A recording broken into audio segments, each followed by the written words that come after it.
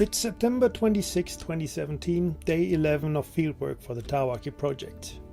What a change of scenery from the west coast.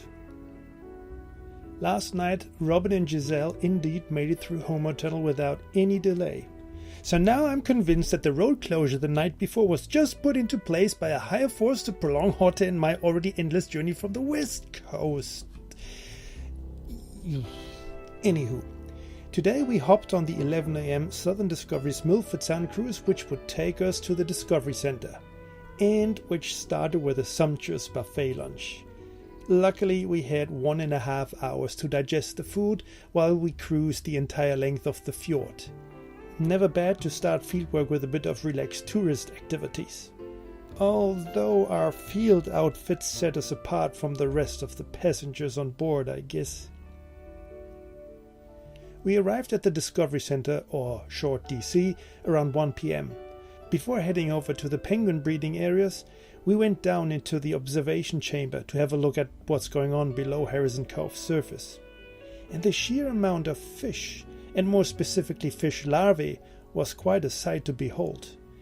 Whether this high abundance of potential penguin food was a weird one-day congregation of fish, or a good representation of fish biomass present in Milford Sound this year, I don't know, but certainly our first impression is that we're in for another fantastic season for the Milford Sound Tawaki.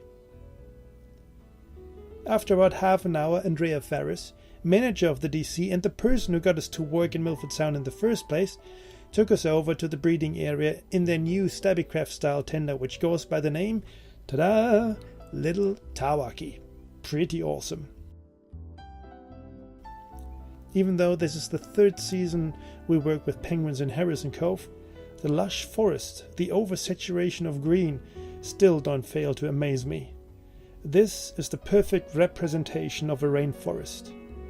But it also means that most Tawaki nests are even more difficult to find and access when compared to the west coast.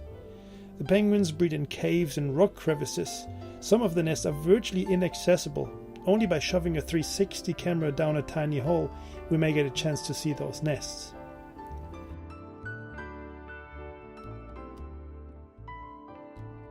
But we found 19 nests on day 1, which is a new record in nest numbers. Last year, at the end of fieldwork, we had found a total of 18 nests. But not only that, more than half of the nests still have 2 chicks, all of a considerable size.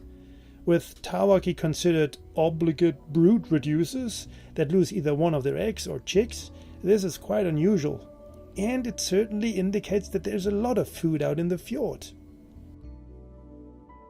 Oh, and we managed to deploy the first GPS dive logger. And when I say we, I actually mean Robin and Giselle. The two will be manning the fjord for the next couple of weeks, when Hotte and I head back to the west coast the day after tomorrow. We emerged from the bush in the late afternoon, and after it had been drizzly and grey when we jumped into the thick greenery, the weather had now cleared, and the Harrison Cove scenery had changed considerably too. We were picked up by Jake from Southern Discoveries, returned to the DC, and headed back to town. So, a good start for Fiordland.